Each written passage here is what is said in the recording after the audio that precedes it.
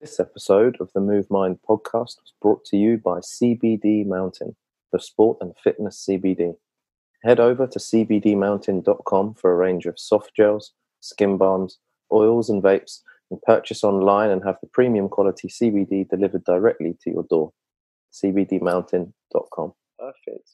Thanks for tuning in to the Move Mind podcast. My guest today is Jeffrey Chu from GC Performance Training, strength and conditioning coach and martial artist based out of the UK and British Columbia here in Canada. Jeff, thanks for coming on the show, mate. Nice talking to you, man. Yeah, thanks for coming on. I appreciate you tuning in these weird lockdown times, but the best thing we can do, I thought, is have a chat and, give some people some inspiration and some nuggets and some information on what it is that you do and where you've come from on your kind of your coaching journey. So I appreciate you checking in with me today. Yeah, I mean, everyone's got time now, so that's excuse. It, right? That's it. That was a big part of it. No more excuses. No excuses. Athletes have no more excuses. Coaches have no more excuses. Yeah, 100%. Yeah, so I like that. I like that optimism, and let's capitalize on that. So yeah, Jeff, if I may, let's rewind. Let's go back in time. Your love for martial arts. Where does it come from? Where does it begin for Jeff's martial arts journey? It started at 6 years old, right? My parents put me into karate, Kyokushin karate, at the age of 6. Wow. And that's where it all began. Like all my other friends were into hockey and like basketball and whatever like the Canadian kids are up to back then. I'm on YouTube. I'm watching Pride. I'm watching K1 Grand Prix. Amazing. I'm searching up the old UFC videos. Yeah. That's where it all began. Amazing. And Kyokushin, is Kyokushin the harder style of karate? Kyokushin's the harder one, yeah. So it's not based on points. There's no punches to the head. Okay. Unfortunately. But yeah, bare knuckles, full contact, a lot of sparring, and one of the harder karates. Yeah. Not like the one that like Lyoto Machida does, like Shotokan. Okay. Yeah. Do they have knees in Kyokushin? Yeah, knees, head kicks, no elbows. Okay. But it's a lot of good fundamental striking, but the biggest thing that turned me off was no strikes to the head. Yeah. So that didn't really transfer over to like bigger combat sports like MMA at the time. That's why I really stopped like when I was later in my high school years. Yeah. But I was fascinated with combat sports ever since I was a kid. And I love like the individualistic aspect of it. Like if you lose, it's on you. If you win, like you get all the glory. Like I love that. Yeah, it's slightly different to team sports, right? Where it's shared amongst team sports, your team. Yeah.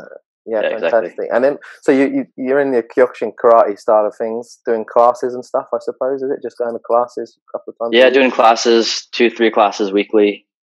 I got into some Dutch kickboxing because that's where they got it from, right? Kyokushin branched into Dutch kickboxing. So it's like a style where you're mixing leg kicks with Western boxing techniques and some elements of Japanese karate.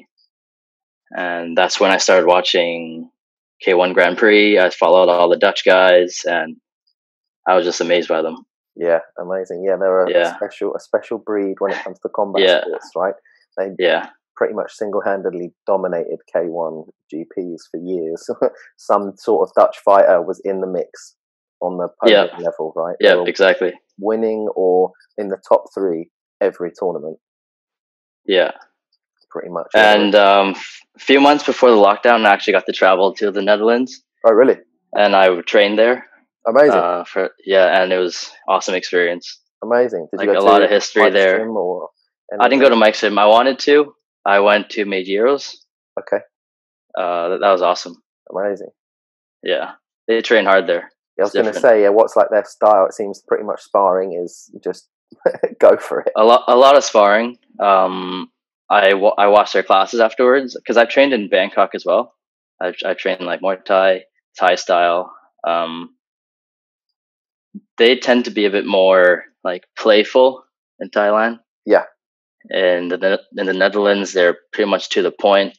The style of class really reflected what I did back in the day in Kyokushin, like the same warm-ups, the same kind of like movements and like kind of like sparring, like how the rounds go. it was very nostalgic. Yeah, interesting. And I could see like where it came from, like the roots. Right. It was obvious to you. Yeah. Yeah. Yeah. The Dutch. I always thought the Dutch style of kickboxing is one of the most practical kind of hybrid styles of striking. It works in sport, but it also, if it needed to, would work on the street for a lot of it. You know, there's nothing fancy about it. It's just like you say, it's very to the point. Yeah, it's very boxing heavy. Right. There's things I like about it and things I don't like about it. What I do like about it is like the way they spar. They like to spar pretty hard, yeah, to the body, but they try to go a bit lighter on the head. Okay. Right, but I think that style isn't as sustainable as like the Thais. They're a bit more playful. They're lighter touch, like their hits are a bit lighter. They have a bit more grappling, obviously, aspect to the Muay Thai. Yeah, with the clinch work and stuff like that. Yeah. Yeah, it's interesting how the style formats kind of elicit the way it's trained, right? So it's like the traditional Thai Lumpini Stadium rule set is quite different to a K1, you know, like Dutch kickboxing style infusion fight league kind of. Yeah. There's a difference there. Yeah. Like with lighter touches and Muay Thai, obviously, you can train at a higher frequency and fight at a higher frequency. Okay. They're training like twice a day. They're fighting once a week, almost at least like twice a month. Yeah. And like you can tell the Thais like just rack up the record. They have like 300 wins, some of them. Yeah. Wow. It's insane. Yeah. It seems like their careers stop at sort of 25, 26, but they would have had 300 fights exactly. by then, which is just mind blowing. But like you say, if you're under that rule set and you can bash out three fights a month, you can do it. Whereas I think for the more sort of Dutch style kickboxing, it's more like maybe once a month, once every 2 months, 3 months kind of. And you can see it in people's records, right? Their fight records is reflected by that. Yeah, I mean, they basically fight in the gym. Yeah. Right? They spar very hard. So I'm not surprised if their pro career is like very short. I mean, it depends, right? Depends on the gym, depends on the fighter. Stuart Tomlinson, I think, from Warrior Collective did a cool documentary about Dutch kickboxing and going over there. That opened my eyes. That was the first time I really saw it outside of the behind the scenes Pride and K1 all access kind of videotapes that they used to do. Right. I think I know what you're talking about. I haven't watched it yet. Yeah, worth a watch actually for anyone out there who wants to see it. It's about an hour long. He's put it on YouTube for free, and he's just gone round to a few of the big gyms and just captured a lot of their sparring sessions. And they're not mucking around. Yeah. I mean, Instagram's huge now, so you always see those kinds of videos. You see some wars down at Mike's gym. Yeah. And I mean, that can't be good. It's good and bad, right? It's good as in it prepares them for the fight. Yep. It's bad as in they're fighting in the gym, and who knows if their chin takes a hit, their career takes a hit, their brain health. Yeah, 100%. It's very it's quite a survival of the fittest Lions Den approach, but it also you say, it does work. I've always had this affinity to the. I think it was, I'm going to butcher his name, but some ancient Greek, I want to say Thucydides, I might be butchering that, but he who comes from the severest school wins, basically. Everyone's equal, but until you go to the most severe school and then you come out as a savage. And it seems to be that in the combat sports world, the people that come from the most severe schools tend to do the best. Now, severity is obviously quite an open-ended definition, right? It's like what defines TriStar in Montreal. GSP's training is severe versus Ken Shamrock's in the Lions Den. It's slightly different, but when you delve into it, the champions very often their training is severe and their schools and their approaches are quite hardcore in combat. I mean, there's a reason why the principles work, but one thing that's overlooked is how many athletes got lost along the way, right? Were sacrificed in the training process. Yes. Are you going to sacrifice like 100 athletes and you're going to create one champion? Yes. Right? That's a good point. That's a very good point. Yeah, you're right. That's never talked about. The runners up It's very true. You have to, and it's quite. I've always thought of it as quite a Eastern Bloc approach, quite a Russian approach. Wade through 300 to find the one. Yeah, exactly. And if you have a testing populace or a testing matrix that allows that, good for you. But what about the poor 300 buggers that never made it? Exactly. Kind of thing? And you could argue, I'm sure we'll get to this later, but the modern day S&C kind of approach is, well, those 300 might still be champions if you address it properly. You never know. Yeah, that's something that's pretty prevalent in the discussion in strength sports, right? They always talk about Soviet and Chinese methods and how brutal and how hard they are. Yeah. And like people in North America love jumping on programs, but they just get ruined by the volume and the frequency and everything. Yeah. I remember a friend of mine tried the Smolov squat program. Smolov, yeah, Smolov. Not on steroids, and he had like an adrenal gland collapse at like 7. He was just like hit burnout. He's like, I can't do it. Yeah. Not surprised, mate. It was designed for a different time. Yeah, I ran Smolov like 1 year into powerlifting. That was like 2 years into lifting in general. So we all know how that went. Amazing. So after you've done your Dutch kickboxing and your karate, and you're aware of Pride and K1, how do you progress from there? What was your journey kind of going into, whether it was, when did you decide I want to go into S&C, or when was it like you were like, this is my life now, as opposed to just a couple of times a week? There was a big gap after I dropped karate. I picked up grappling for a bit. I picked up some Muay Thai at some local schools, right? Like Muay Thai. Yeah. I didn't get into S&C until I started really working out myself outside of the dojo, outside of the mats. Like I'd obviously go to the gym. I wanted to get big. I was this skinny Asian kid. All right, that's how it usually starts. And then I got into UBC. I started studying kinesiology.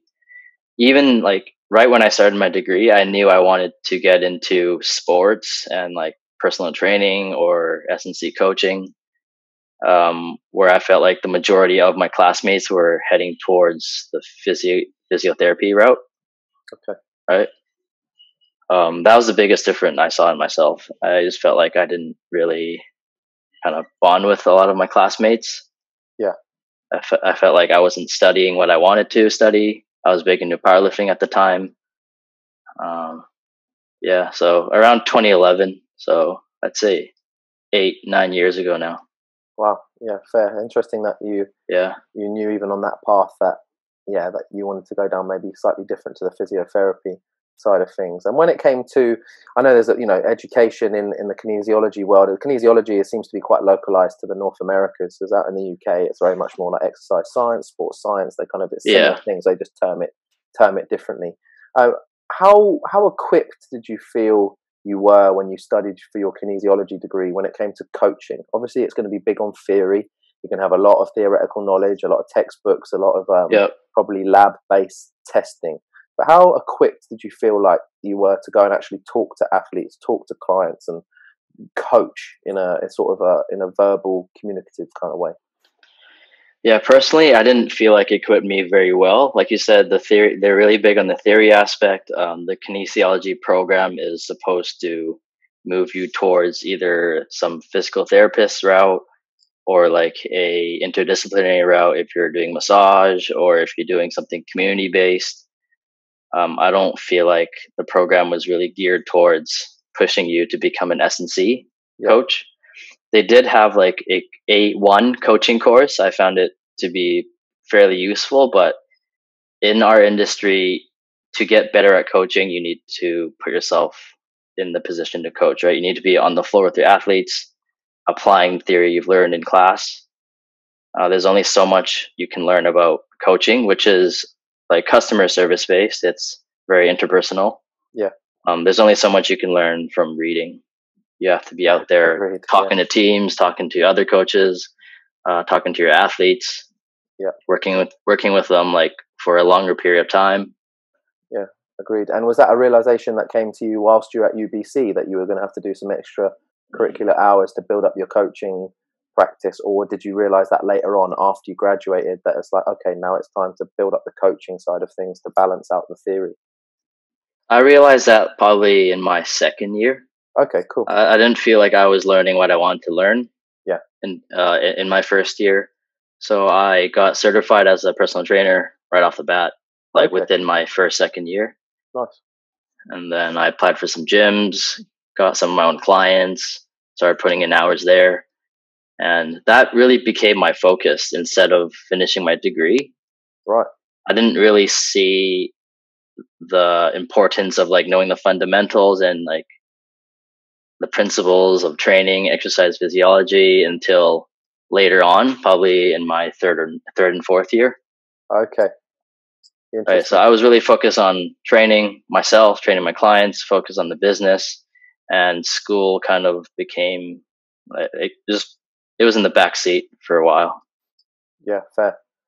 Right? Yeah, I suppose the novelty factor of being able to coach in person and talk to people and be on the gym floor was enough to pull you through to the light more so than the classroom at that time. So it's an understandable attraction. Yeah, I wanted the experience of coaching. I wanted to get paid for it. I didn't want to sit in a classroom and learn about all these things that I could learn through YouTube, right? Yeah. Because I was really big on strength training at the time, like powerlifting, Olympic weightlifting. I didn't feel like I was learning the theories I wanted to learn. I didn't feel like I was learning the periodization methods, all these techniques, and yeah. Yeah, that's fair. So would you say kinesiology then, at least at UBC, was more of like a general overview? It's more of like a launching pad. And then from there, you can kind of steer where you want to go with it. Yeah, definitely. Regards to coaching and stuff. Yeah. So yeah, because they let you take so many electives. Right. And that's like you get to shape your own. Yeah, exactly. Like I took a lot of nutrition courses, sports nutrition. I took a lot of psychology. Yeah. Sports psych, evolutionary biology, or evolutionary psychology, rather. I think that helped me a lot. Yeah, nice. It gave me a lot of freedom, which is what I liked. Yeah. Yeah, that's really cool. So you were doing your PT stuff then alongside personal training stuff alongside your school, and then you come to graduation, and then at that point you'd already decided where you wanted to go next. Yeah, I knew I wanted to train athletes right off the bat. Every personal trainer, when they start, I want to work with athletes. I don't want to work with lazy general population people. And that's what ends up happening. You start doing PT for the first 3 to 5 years. And that's where you learn. That's where you learn how to build communication skills, how to gauge scenarios, gauge situations. Right? People are too eager to apply like advanced training methods before they've even learned to apply the basics to regular non-athletes, right? Yeah, very true. I didn't learn that lesson until later on, obviously. I was a stubborn coach. I want to train athletes only athletes. Yeah. That comes later. That's a rite of passage, isn't it? You have to go through exactly. trenches first. The PTs, Yeah, speaking to Joe McCullum at UBC on episode 1, he was talking very much about that. He's like, you wanna be a better S&C coach? He's like, go out and train general pop for a bit. He's like, go and do it. He's like, you will learn a lot by trying to get someone with a hip replacement, trying to teach them how to squat for the first time. More so exactly. than you will shouting out to the world that you want to train athletes. He's like, go and do that, and also go and coach a sport. He's like, go and teach some sort of technique-based sport to, a team or an individual, and let that sort of bring up your ability to chat to people. So, were you striking and doing your kind of any Dutch stuff and Thai stuff alongside UBC, or was this after you kind of came back into it and wanted to get stuck into the combat world? I stopped striking sports and like martial arts in general for a good 3 to 4 years. When I became obsessed with powerlifting, Olympic weightlifting, all the strength sports, that's when it took a back seat. Sure. And then sometime after I graduated, like 2016, 2017, that's when I first like started striking again. I'd hit the bag, buy some new gloves, and then everything started coming back to me. Yeah. And I realized how much better I was at it, after I had performed some strength sports. Right. Interesting. That's fascinating. Training just became more strategic. Learning became more efficient for me. Yeah. And I felt like it was completely different. Yeah. Right. Plus, I had like matured and I like hit puberty after all my elementary and high school years, and I just felt more powerful, and I felt like I learned a lot quicker. Yeah, that's interesting. So would you say, I mean, my next question for you Yeah. was really based along that line. Would you, when it comes to arguing the case for strength and conditioning for combat sports, because I say arguing the case because I know coaches personally in the combat sports world who don't favour the new model of S&C at all, and they're actually very old school, very set in their ways. They don't believe in lifting, they don't believe in this, and they don't believe in that. They're just like, you just got to be on the mats or on the bags or on the pads or in your gloves and just doing, for lack of a better term, beating the shit out of each other, basically, and that's how you're going to get better. What would you say is the kind of arguments? I mean, you mentioned there like increased learning speed for yourself. Some of the arguments for strength and conditioning for combat sports athletes. Combat sports is like a lot of other sports. Sports practice itself doesn't give you a well-rounded physical development you need as an athlete, right? To perform at your best over a long period of time, you need some sort of training outside of it. You need strength training, you need endurance training, you need some form of power training, right? Old school approaches are still considered S&C, obviously. Old school approaches work. Obviously, they work because they've been here for such a long time. Like road work for boxing, right? You're hitting the heavy bag for extended periods of time. What I don't like about old school approaches is that they don't really consider overtraining a thing. There's just too much junk volume, right? Right. Training no longer becomes meaningful, and they put too many hours into sparring when they shouldn't be. They don't address joint health or neck strength or any of these small things that play a role in combat sports performance. Interesting. So it's not necessarily smart. It's more just, yeah, like you say, junk. Yeah, it's just like volume. They don't emphasize recovery whatsoever. They're just trying to instill this, like, you need a strong mind for MMA or combat sports, which you do, but you don't do that through junk volume. You don't do that through running your athletes into the ground, right?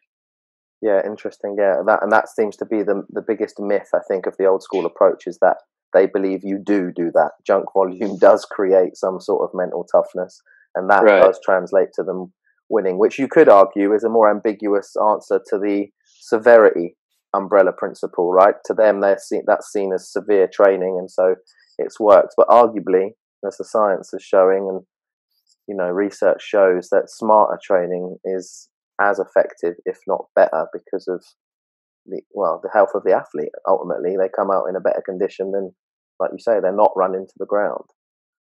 Yeah, and I feel like these old school martial arts coaches who don't believe in S&C either don't do their research, or most of them have had a previous experience with S&C coaches that just didn't go well with them. Right.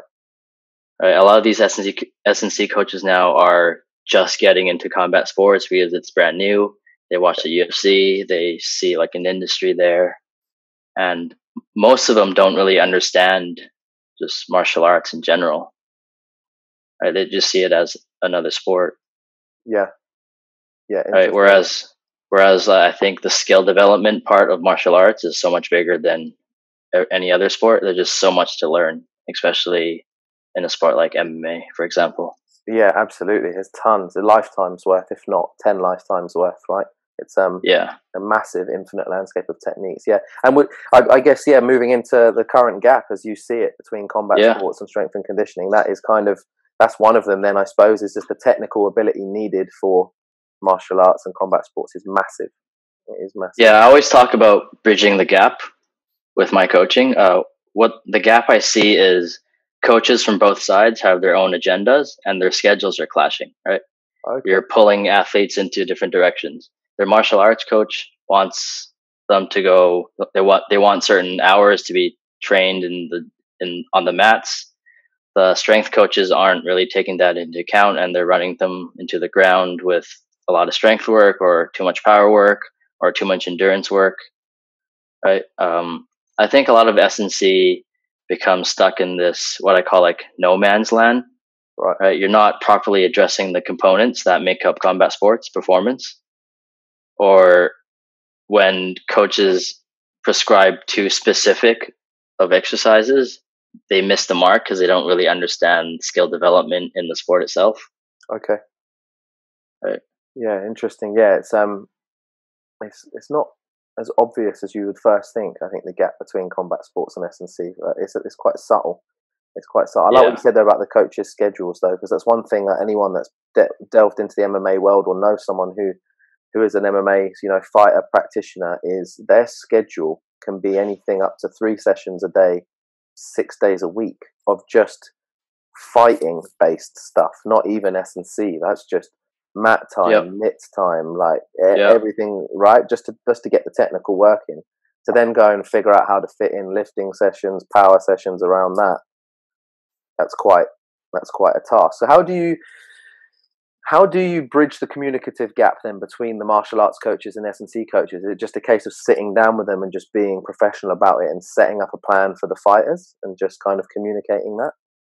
Best case scenario is I get to talk to their coach and I get to have some say in terms of when their training schedule or when their training sessions are scheduled. 75% of the time I have to work around that. Right? Am I going to put the S&C session in the morning or in the evening? How is that going to affect skill development? How is that going to affect their energy levels throughout the week? That's something I'd take into consideration very heavily. Yeah. And it's not what you do, right? It's when you do it and how it's going to affect all the training sessions after that. Yeah, interesting. Yeah, because there's a trade-off for everything that you do. There's got to be a recovery period, and depending on what you did will dictate how long you have to recover, etc. Yeah, so actually over a 7-day cycle, a week cycle, it's quite important to structure that. Yeah, so the first thing I do is I sit down with my athletes. I ask them, hey, what does your schedule look like? Which of these days are negotiable? Like, can we change the timing of them? Are you required to spar at this certain time? How do you feel about lifting in the morning usually? How do you feel lifting at night? Like, how many rest days do you like to have? So scheduling is everything, even before I build the workout, before I build like the overall training program or training periodization plan. So week to week scheduling is huge in my opinion. Yeah, agreed.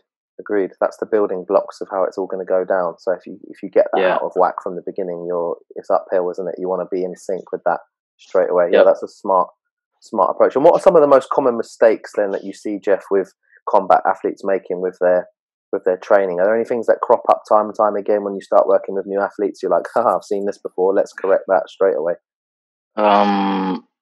Number one would be the scheduling. Yeah. They just don't know where to put the S&C. They know to do it, but they don't know where to place them. So a lot of the time they place them right before their training session. Right. And like, hey, like you're going into your striking session tired. Are you really going to learn? Are you going to pick up the skills that the coach is teaching you there?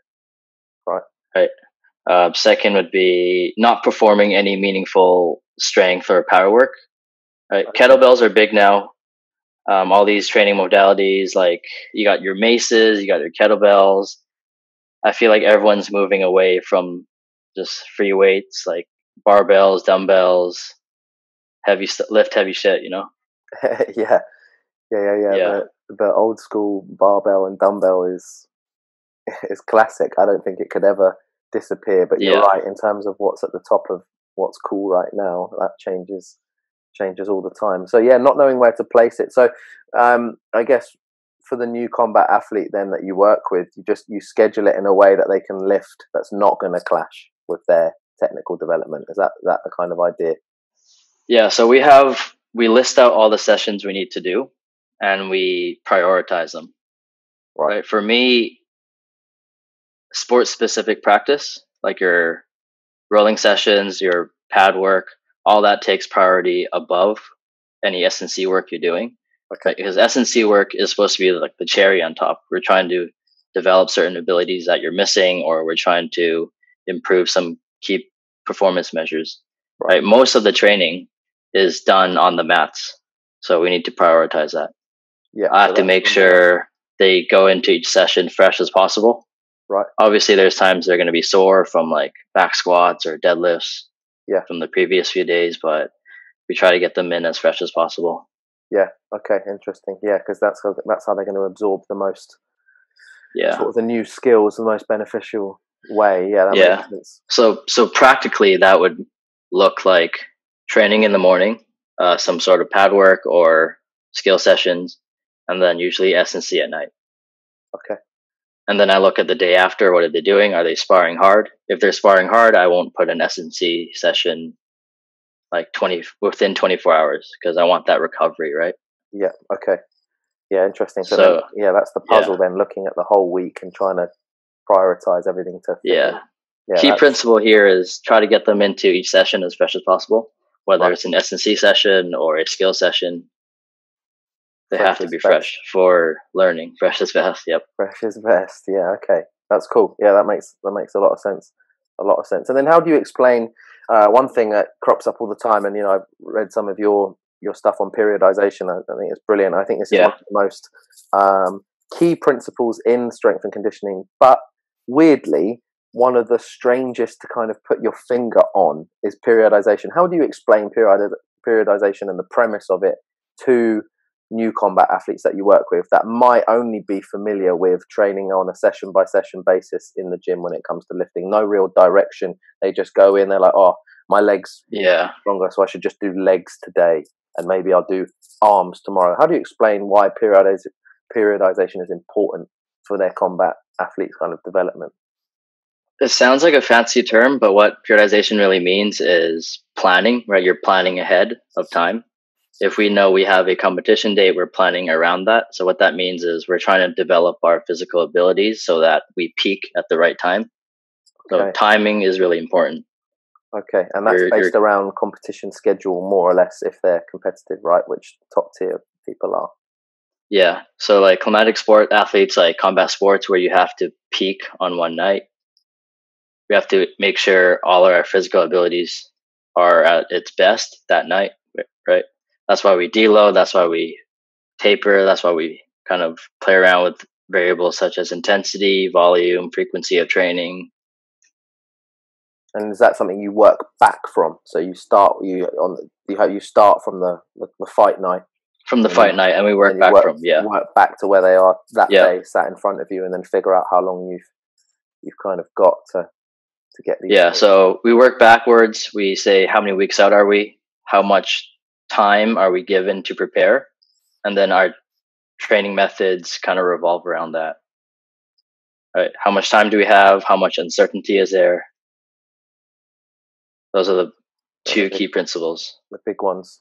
Yeah. As it seems to me, I mean, the real kind of confusion with a lot of the amateur athletes, especially that I've crossed in my path, and I'm sure you have too, is it's really their mind of training is a session by session basis. They don't really think about programming over in cycles, or like you say, planning over time in the periodized model. It's literally just like, today I'm going to go in and I'm going to do something because I should. And really, it's probably better than nothing. I mean, maybe you can attest or argue otherwise, but actually the best is to do sessions planned over time with a direction, with a goal in mind. One session isn't going to get the results we want on its own, but a conglomerate of sessions over time will get where we need to be.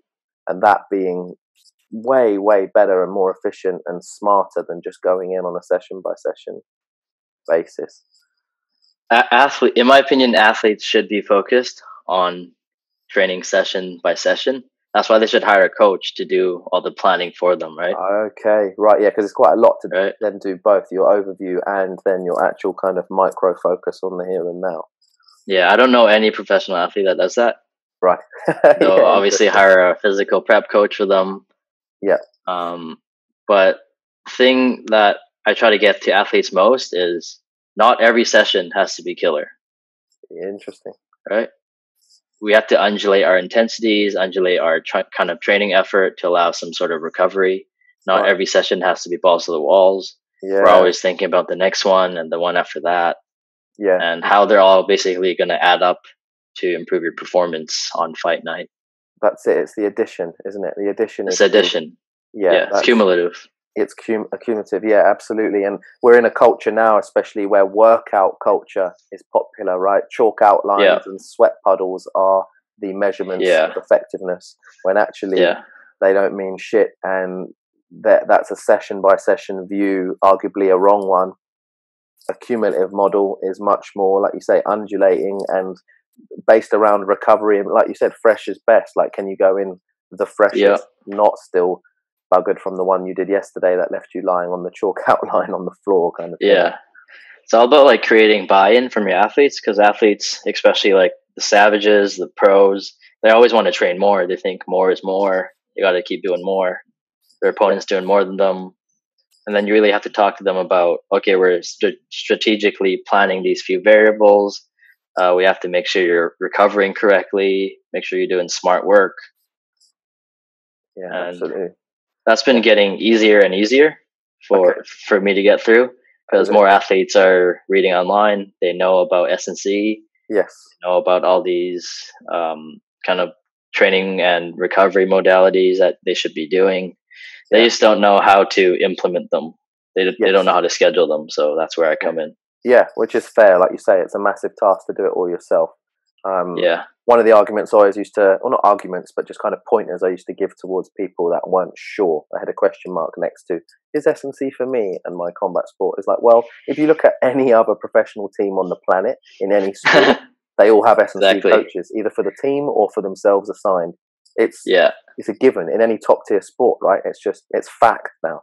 So for them to not really utilize that, they're missing out. And then you see something like UFC Performance Institute, which is getting more and more coverage. Which is great. Yeah, exactly. Recently. Now you can see combat sports. If the UFC have seen the mileage on what S&C can do for their fighters, then really it's a non-negotiable now that you need some sort of coaching alongside your martial arts development. Yeah, what it really is like a holistic approach. Now they're taking nutrition a bit more seriously. There's a lot of sleep consultants out there. Sleep is a big one. Yeah. They'll hire special trainers for like their weight cut.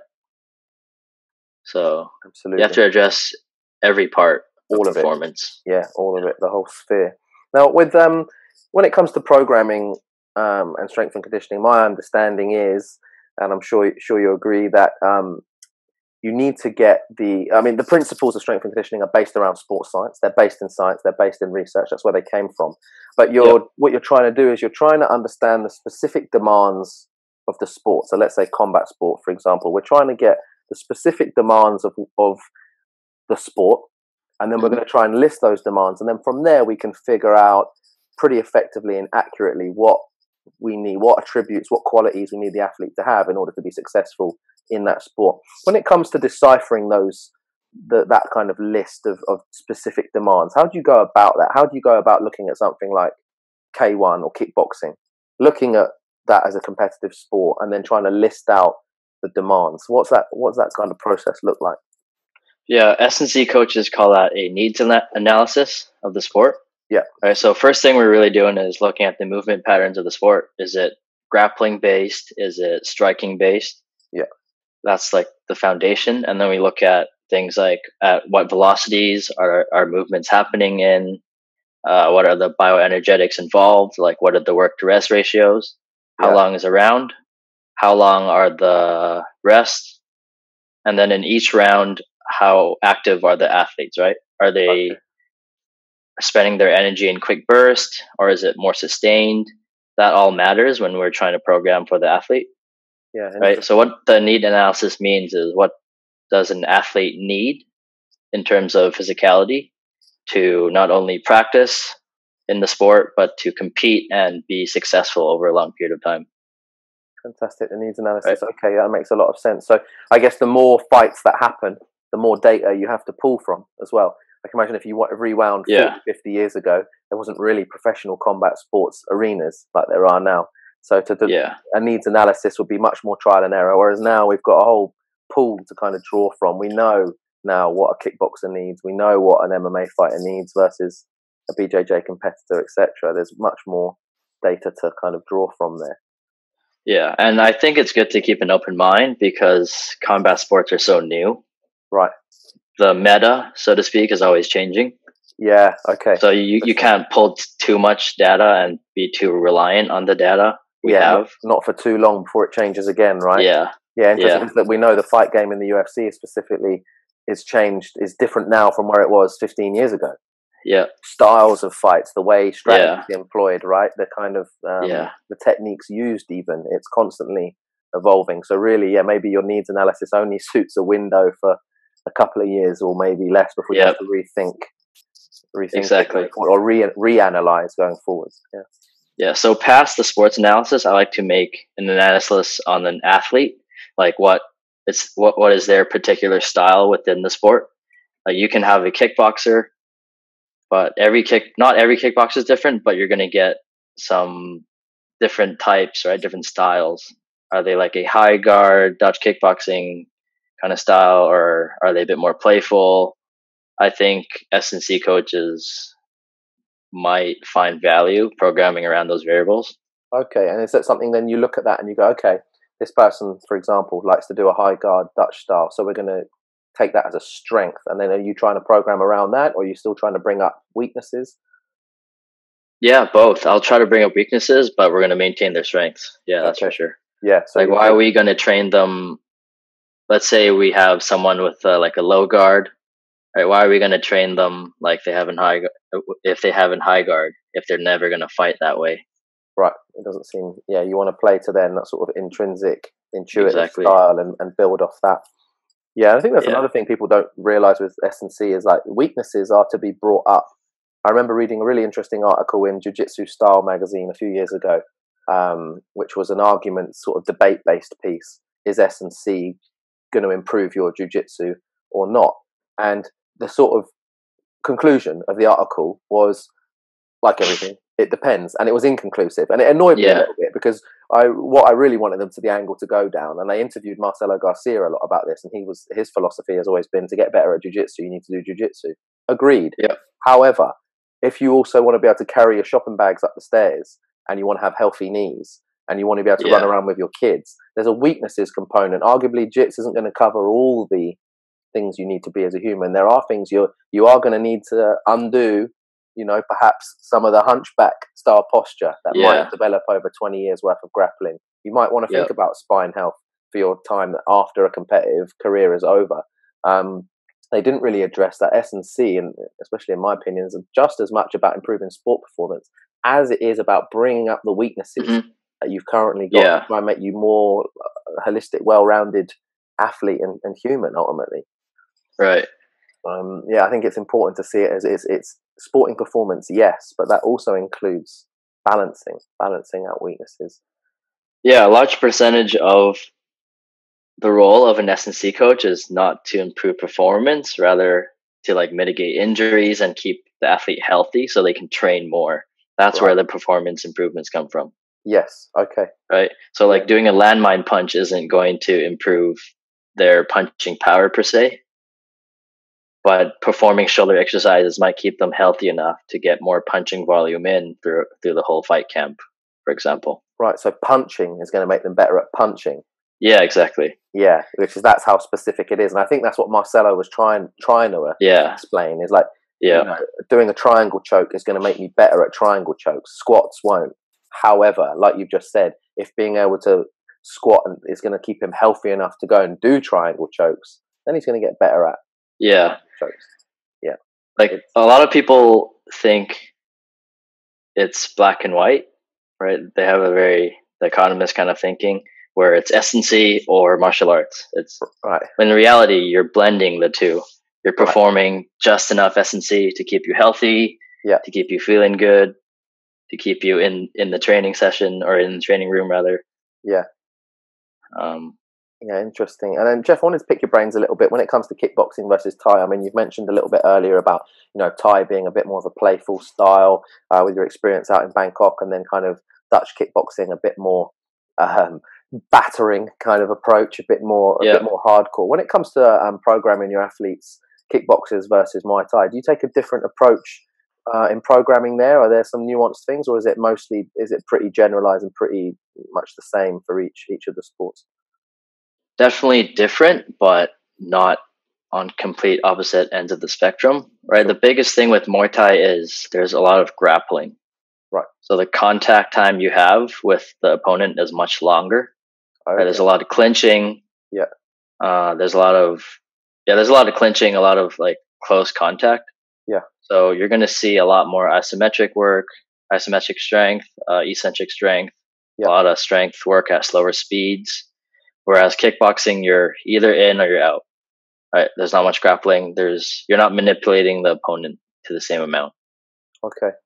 Yeah, fantastic. And I guess my next, if a follow-on question from that, and I already know the answer. It's a pretty obvious one. But programming a grappler differently to a striker, would you program them differently? I'm guessing. Yeah, 100%. Yeah, the characteristics you see in grappling are completely different, right? Like I said, in the grappling in Muay Thai, you're manipulating an opponent as opposed to striking them. Yeah, right? Okay. So, like, if you graph like the characteristics of a grappling athlete versus a striking athlete, their force velocity profile is going to be completely different. Okay. Grappling, you want to be good at moving heavy weights like your opponent. You want to be moving those kind of weights fairly slowly or like have a lot of force. Yeah. Whereas in kickboxing or striking sports, you're really not manipulating them. All you have to do is move your limb through space and strike your opponent. Yes, interesting. Right, so you're going to see different physiques, like your elite grapplers versus your elite strikers. Yeah, strikers, you're going to look a bit slimmer for the frame. Yeah, grapplers, you're going to have thick wrists, thick necks. They're going to be jacked, like a lot of those BJJ guys. Yeah. I'm not really sure if they're natural, but so in your experience, does a grappler make a better striker down the line, or does a striker make a better grappler? Is there a prerequisite you could choose for the ideal athlete in the athletic world, or not really? From what I've seen over the years, a grappler makes a better striker. Interesting. If they're trying to get into like a mixed sport like MMA, yeah, right. Strikers don't like to grapple. Interesting. They hate grappling because you feel vulnerable when you're grappling. Very. So, yeah, I think it's an ego thing.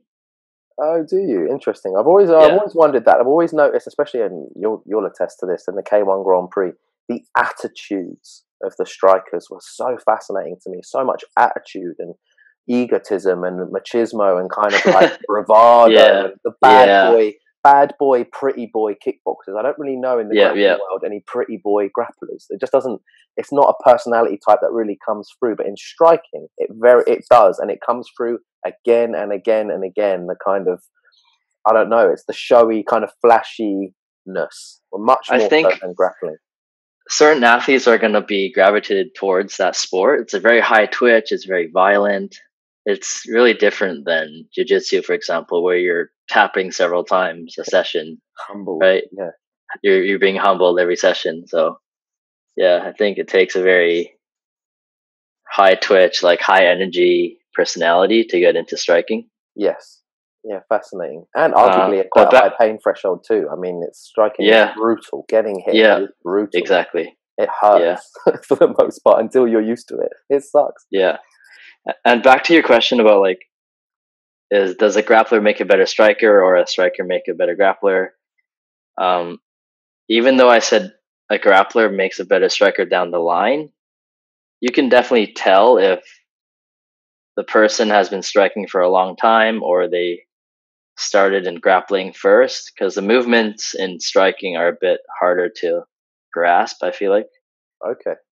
Like you get some MMA athletes, like his striking is good, but he's not like a Alistair Overeem or someone who's been clearly striking, who started striking.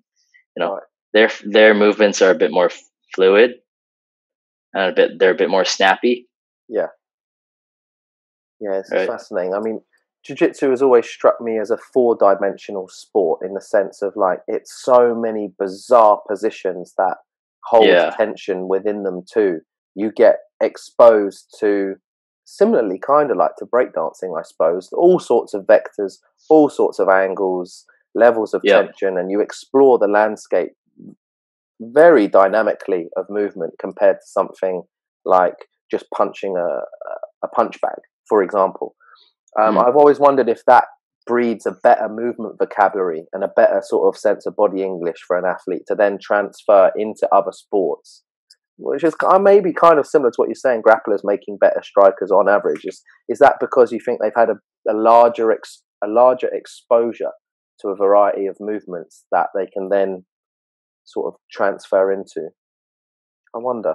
Yeah, that could be the case. If they experience more movements, that's better for general physical preparation. Seems like it, right? Like even like gymnastics, for example, you take a gymnast and you plop them into any ball sport, they're probably going to demolish it. It's way less complicated than gymnastics was. Yeah, arguably. Similar like break dancers, like you see it in the grappling world. You chuck a break dancer into jiu-jitsu, it's like break dancing for them. It's second nature. They already understand this crazy matrix of movement. To them is not actually that complicated. I wonder. I don't think grappling training puts them in a better position to learn striking. I think their mindset does. Okay, yeah, that's okay. Let's touch on that a little bit. In my opinion, I think striking is way harder to pick up than grappling. Interesting. Like fluid striking, like you can tell when someone's been striking for a long time. I think it's the mindset of a grappling athlete that they want to learn how to strike. Yeah. They know that they need some form of striking to do well. Yeah. Everyone wants to be a knockout artist, right? Yeah. So I always have this like inside joke with my friends. We were watching like the JRE, and Eddie Bravo said something about being like Bangkok ready, where coaches get their grappling athletes thinking they can strike, and then they start striking when they're a much better grappler, and then they get knocked out in fights. Yeah, pretending like they're strikers. So you see that as well. Yeah, you do. I remember, wincing when I used to see like Royce Gracie in the later UFCs try and stand up with like the likes of Matt Hughes or something, like who was also a grappler but had done way more striking work, and just wincing and be like, oh man, this guy hasn't done enough striking here at all to kind of compete with top tier of strikers. I like what you said there about mindset though. Let's unpack that a little bit, because there's obviously something that happens when you're getting humbled all the time on the mats. People are choking you out left, right and center, smaller people, bigger people. Part and parcel of your daily jiu-jitsu routine is being humbled, and you're forced to leave your ego at the door whether you like it or not. Is that a component, you think, of the mindset that transfers to learning well? It's a good place to be mentally. Yeah, because it forces you to reassess, right? What did I do wrong? What did the opponent do successfully? How do I ensure that this doesn't happen again? Right? There's a lot of ways out in striking where they land. Oh, he just landed a lucky shot. I wouldn't have got caught otherwise. Right? You can't really say that in grappling. There's just a bit more exchanges where you tap out in grappling. Yeah, interesting. Failure is built into the grappling system. Exactly. It's built into it. So it forces you, like you say, to reassess and look back. Okay, at some point along the sequencing line, I screwed up. Yeah. And the sequencing line, it's much more obvious in grappling because it's slower. It's a slower sport. Right. You can say, oh, he went into guard and then this happened. He transitioned to this position. Whereas in striking, everything happens within milliseconds. He steps in, steps out, and then he throws it straight. Oh, he got knocked out. Yeah. Yeah, I was very impressed with Ryan Hall's transfer from grappling into striking in UFC. I mean, Ryan Hall I think he said he's got over 300 wins in jiu-jitsu just from triangles. I mean, the amount of competition is insane. But arguably his mindset that he's carried through to being a martial artist and being devoted to learning has meant that he's picked up striking as well as he did jiu-jitsu. Perhaps, of his mindset of being able to dissect his learning path, understand where he goes wrong, reassess himself, and then be humble enough to go in and learn and kind of check his ego out the way and just absorb the striking knowledge. Right. Yeah, fascinating. Yeah, you look at like the top UFC athletes, like the champions. A lot of them are wrestlers, right? They come from grappling background. So agreed. Arguably the hardest sport on the planet. Yeah. Or at least the hardest sport you can do safely early as a child. That's what everyone says. Seems wrestling sessions are so hard. Brutal. Yeah, I mean, I never had exposure to it at a young age. I had rugby. Yeah. Rugby was my equivalent. In the UK, we don't have a collegiate wrestling program, which I think is a massive shortcoming. But yes, you're right. The pattern is they're all wrestlers, the belt holders, or most of them. And there's no again, to the severity principle, they've come from severe schools of wrestling, and that's bred them to be okay with discomfort. But arguably, like you say, the mindset part too, they're hungry to learn, and they have a formula that works in wrestling that has kind of a formula for learning that they then carried through. And it's like, well, if I got good at wrestling doing X, Y, and Z, I can get good at striking and MMA doing X, Y, Z. I can do it. And I also think it has to do with the histories of the martial arts, right? Like if you're in wrestling, you're being brought up in the high school collegiate system, whereas in striking sports, you really have nothing. You got like your McDojos down the street. You got like bullshit kung fu artists trying to sell people on striking. So grappling is like, especially wrestling, the training has been a lot more formal because it's gone through like the Olympics and everything. Yes. So I feel like they develop a better base for learning and better base for physical development.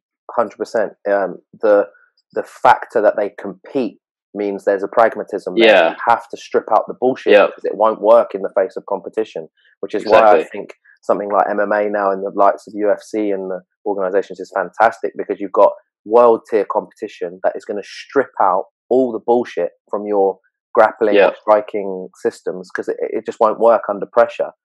I think that you're right, Leah. Collegiate wrestling has always had a competitive element. Sometimes I think weekly, they compete weekly for a whole season, wrestling matches every weekend or every couple of weekends, and that's gonna filter out the crap, right? I've also noticed that in judo. Judo, especially in the UK, has a very good system of teaching syllabuses and moves and breeding judo-ready competitive athletes through that system. I think it's similar. They have an arena to go and compete in regularly, so they're going to be far more streamlined on their approach. Whereas, as you say, striking, unless you're an amateur wanting to get into competitive, combat sports in the striking arenas, there's not really there's not a roadmap laid out for you there. It's very ambiguous. Yeah, unless you're in Taekwondo or something. It's the only striking sport in the Olympics, right? Or other than boxing, I guess. But yeah, and then other sports like kickboxing, Muay Thai, it's pretty rare you'll find a good program in North America. Back in the day, I mean. Yeah, it's changing now, obviously, but back in the day, I think there's a massive argument for getting kids into judo, wrestling, sambo, or jiu-jitsu early. Any martial arts. Yeah, any martial arts, but especially I like what you say about the grappling ones, to develop their mindset early, get their mindset in check as a youngster, and then chuck them into whatever you want to after, or what. Check that ego. Check it, check it, and breed that into them from an early doors, and then you've got a very coachable, clean slate with a ton of attributes there to kind of steer into what you want. Jeff, I wonder if you could just sort of elicit a few ideas on what your approach is to assessing your athletes. I know you said you sit down with them, and I really like the fact that you talk through sequencing first, and if you get a chance to talk to their coaches about sequencing too. But when it comes to the actual athlete's body, do you do an assessment process? And if so, what's your kind of ideas and thoughts behind that? Yeah, like you said, there is a subjective assessment where I sit down and talk to them about their training, what exercises or what kind of training schedules they're comfortable with. I really like asking them, like, do you feel like the training or the exercises have been helping you in the training room? Because that's the most important, right? That they feel good in the training room. Right. That's where the performance increases happen. Right. Objectively, I like to do some simple tests. I like to do like a general lower upper body strength test. We'll do like a weighted push-up or a bench press, for example. I like pull-ups. Pulling strength is a big one. Yeah. My favorite's like a trap bar deadlift. Nice and easy, right? Neutral stance, neutral grip. All they have to do is pick up the weight, stand up. That gives me a really good indication whether they're strong enough to kind of support other training modalities like power, plyometrics, ballistics. Okay, so you can use that as a kind of almost a diagnostic in itself. Would you load someone in an assessment and just kind of incrementally load them until they hit a certain percentage before they start to break down, or would you just kind of keep them at a light weight and just to see how they move? Or both, right? I'll load them up. I'll keep an eye on how they move. I'm not going to load 100%. Sure. Like we can tell their estimated 1 rep max pretty closely through like a 3 rep max, possibly. Sure. Like 90% of their 1 rep max. Yeah. So that gives me a good indication, right? yeah. Like the deadlift is so far removed from what they're doing in the ring Yes. that it's not 100% reflective of what the sporting demands are. Sure. So I have to keep that in mind, and I have to say to myself, this is just one of the signs of performance. Yes, it's one of the elements. And then do you look at anything like when it comes to mobility or stability, joint health, stuff like that? Do you zoom in and start to test for that, or only when it kind of shows up? Honestly, only when it shows. I don't do any mobility tests because they're pretty, like, the environment is pretty closed by nature. Just because I test someone's joint in this scenario or in this condition doesn't mean that they can't move in another environment, right? So the coaching session itself, I'm always looking at their movement, seeing if I need to progress their movements or regress, or how do I give them the best exercise selection possible based on their mobilities. Right, like grapplers are especially hard to work with because they're always injured, more so than striking athletes. So we're working around hip injuries, knee injuries, right? What type of squats or what type of quad development exercises can we do if their knee's always hurting? We can't use this one size fits all kind of model, or we give everyone a back squat, or we give everyone a lunge. Right. Or so testing is very, I'd say, fluid. I don't test everyone on the trap bar. I don't test everyone on the back squat. It really depends. Yeah, interesting. I guess they're more kind of the strength-based or strength end of the spectrum testing anyway. Do you do any kind of performance testing with regards to, the endurance end, the conditioning end when it comes to energy systems and fitness testing, stuff like that? Or is again that a fluid thing? Do you just kind of test for that if you need to? I've done a beep test before, and I'll look at their heart rate. If I'll get them on the heavy bag and I'll look at their heart rate and kind of match up the RPE with how their heart rate's recovering throughout the minute. Yeah. Fantastic. Yeah, I remember Austin did some testing with Nathaniel. Nathaniel Wood with that, and he said he has one of the best recovery markers he's ever seen when he got him to a certain number in BPM and watched how many beats he fell in a minute. Yeah, exactly. He was gobsmacked. He was like, the only way he can manage that is from training like he has from about 4 or 5 years old religiously. And that's why his cardio intervals, like recovery is so important. How you're covering in between combinations, in between transitions, or biggest ones in between rounds, right, where you have full recovery. Yeah, fascinating. So a lot of combat sports training is interval in nature. Yes. Yeah, it would seem like to reflect that demand. Reflect the demand from the sport. Yeah, fascinating. Okay, so you take a kind of a fluid approach to testing, but you do it with your guys and girls. Yeah, that's cool. So that gives you then, I guess, a bit of an overview. So you get your sequencing down with them. You get hopefully your contact down with their coach and communication with their coach. Yeah. And then you also get a bit of an analysis on where they are, where they're starting from. And then from there, I suppose you're ready to program and kind of do the whole puzzle, and piece it all together. Yep, exactly. Okay, and you can see, that is a big task for someone to do on their own. That is a big task, Hiring someone like yourself is far more efficient, and outsource that. Combat sports is kind of unique because schedules are always changing. Sorry. Right. Fights fall out all the time. They get rescheduled. One of my fighters from Vancouver, Sam, his past 3 fights have been canceled, and he's been prepping for the last half a year. Savage. So another part of that is just keeping the athlete's head in check. Right. Making sure they're still motivated to train. Yeah. But that's been pretty easy. I've been working with some pretty awesome guys. Yeah. Often they're hungry by default if they're already in that realm, right? They're or if they're hiring me, I know that they want to go the extra mile. It's a commitment, isn't it? Yeah, absolutely. Yeah, it's a commitment. They're doing it for a reason. Jeff, some of your methods that you've used time and time again that you're a fan of, that you get kind of good results with. I know it's a case-by-case basis and very individual. Like you say, you're not going to squat everyone and you're not going to lunge everyone. It's going to depend. But on average, are there kind of things, for example, for maximum strength, when you're trying to build max or absolute strength in an athlete, are there methods that you go to time and time again for max strength work? Max strength work, I'm going to have to pick mobilities that you can load, right? So barbells and dumbbells. some forms of body weight work. Yeah. Oh, well, I guess not for maximum strength, but I like to stick with my trap bar deadlifts, maybe some split squats. Right. The biggest thing is that they need to be low in technical demand. Right? I know you want to talk about Olympic lifts, but I guess I'll just chat about it a bit. Yeah, do it. Yeah, chuck it all in, mate. Yes. I'm not a big fan of Olympic lifts, or I mean, some of the variations I'll use, but I only use them for athletes that have prior experience, right? Because the cost benefit ratio for me is just not worth it.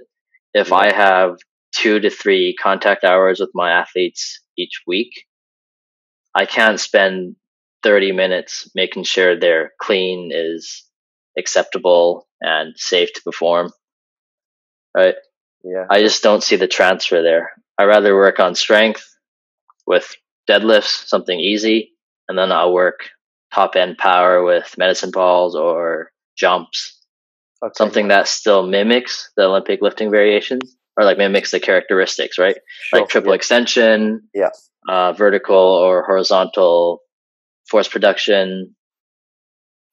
Excellent. So I don't feel like the Olympic lifts are necessary, but they're fascinating. Really wrong with them. They're a beautiful, they're an art in themselves, and you can see why it's a sport in itself. But arguably, the time it needs to coach someone to do something properly, where you can get the load on them to get the benefit you're trying to elicit, is such a marathon.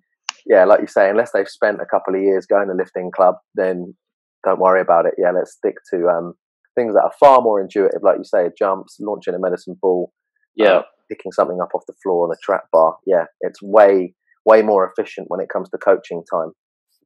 Yeah, way more efficient. There's some coaches that don't like to hear that, and they'll normally say, like, so I take it that you can't teach the Olympic lifts correctly, or something of that sort, right? And it's not about if I'm able to teach Olympic lifts. Like, I've coached some Olympic weightlifters and some powerlifters.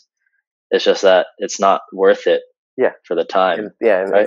If an hour a week is spent on coaching one lift and you get 3 hours a week, that's 30% of your time is wasted, arguably. Absolutely wasted. You want to be able to hit the ground running with anyone that you've got, because arguably time is a resource, and it's scarce for combat athletes because of their technical demands of everything else they've got to cover, right? In a perfect world, if you could coach somebody 100 hours a week just to get strong, that would be great, and then they'd have the rest of the time. Exactly. Doesn't work like that. Not the reality. Yeah. And like, the biggest thing with Olympic lifts is you have to look at what we're trying to actually improve, right? What we're actually trying to train.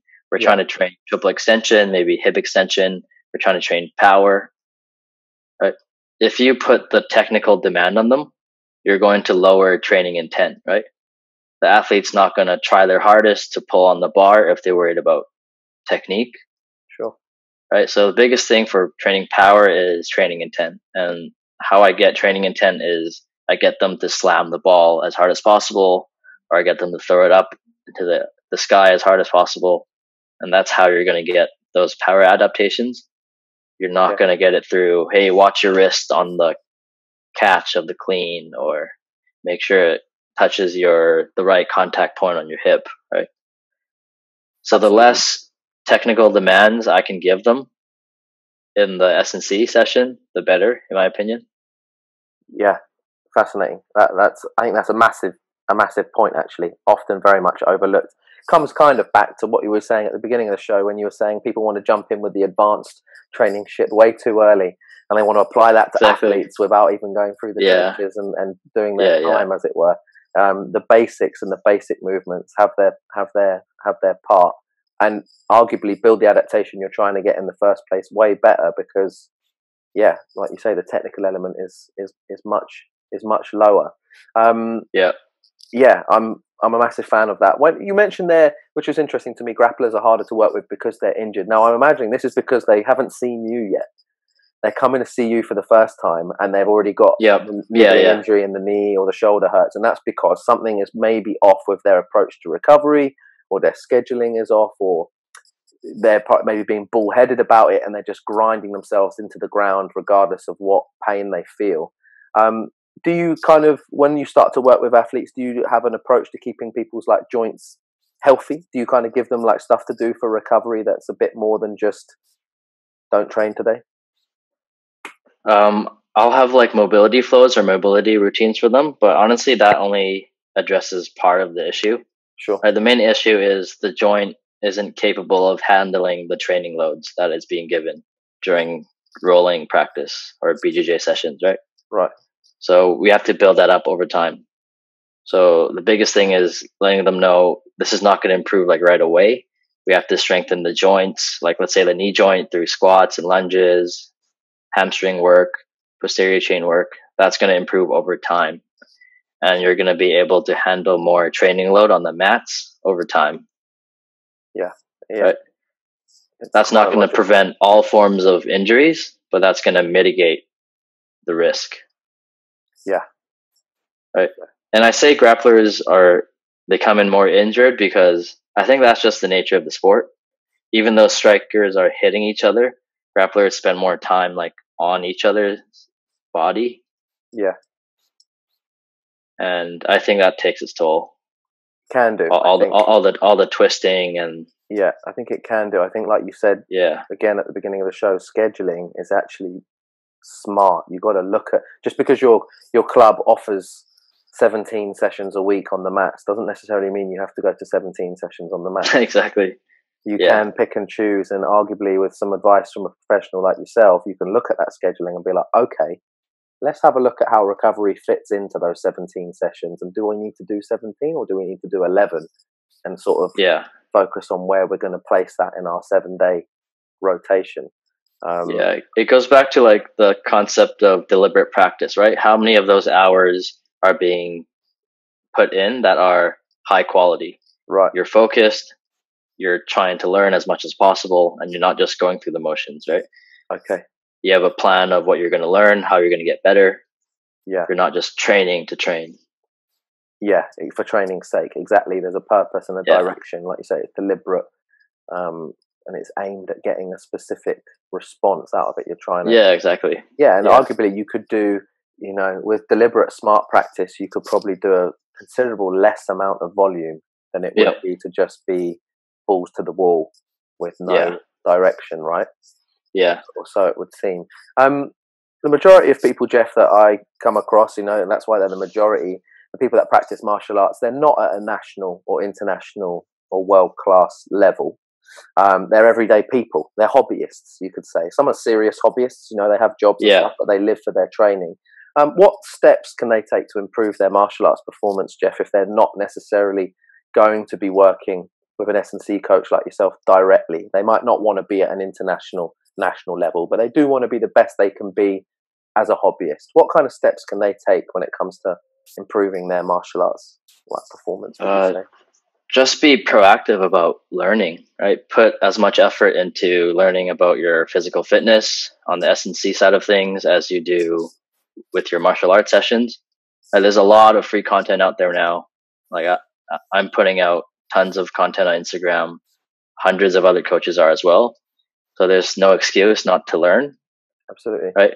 If you want a bit more guidance, then obviously hire a coach, but you can improve your performance a lot just by performing maybe sample workouts or learning about the principles of how to keep your joints healthy. Agreed. Yeah. That's the biggest part. Yeah, just having a plan, having some sort of plan. Yeah. Fantastic. Yeah, that's definitely something with the Move Mind side of things that we're trying to do this end is, and with the podcast too, is pick experts' brains like yourself on what kind of things the more everyday people can do to improve their martial arts performance based around learning. Exactly that. I think I like what you said about principles. One thing I've definitely noticed in my own performance journey is learning the principles around S&C specifically, and recovery and stuff like that has been massive when it comes to training for jits and for grappling. It's been massive, just going down the wormhole and reading articles and applying it, test, trial and error, using yourself as a bit of a guinea pig. Arguably the person that's a serious hobbyist is willing to do whatever they can to be better at their martial art, right? They're not a 1 class a week kind of person. They're a 4 or 5 plus classes a week trying to get as good as they can. I like that. I like what you say there for learning. Now I know you mentioned there you're putting out loads of content, Jeff. Where can people find more of like your articles and your information and stuff? My longer articles you can find on my website, gcperformancetraining.com. I've been putting out a lot of shorter clips on Instagram. Okay. So that's at GCP Training on Instagram. Fantastic. You can find me on Facebook as well, but Cool. I don't post as often. So Instagram and my website are the two biggest ones. Fantastic. And I guess people can email you through your website then, and if they want to work with you or learn more, they can get in touch with you directly that way. Yeah, shoot me an email, shoot me an Instagram DM. Fantastic. Wonderful. Well, Jeff, I appreciate your time so much, mate. Thank you so much for coming on the show. Harry. I know it's late over there in the UK. I'll make sure in the show notes there people have got access to Jeff's stuff, and they can hit you up if they need to. And I'd love to get you back on again, Jeff. Maybe we can go down a few more specific wormholes around the training. I'm sure we can talk for hours about combat sports. Yeah, we can do it. Well, thanks, Jeff, and let's get you on again soon. No problem. Thanks, man. Thanks for having me. Pleasure. This episode of the Move Mind podcast was brought to you by CBD Mountain, the sport and fitness CBD. Head over to cbdmountain.com for a range of soft gels, skin balms, oils and vapes, and purchase online and have the premium quality CBD delivered directly to your door. cbdmountain.com.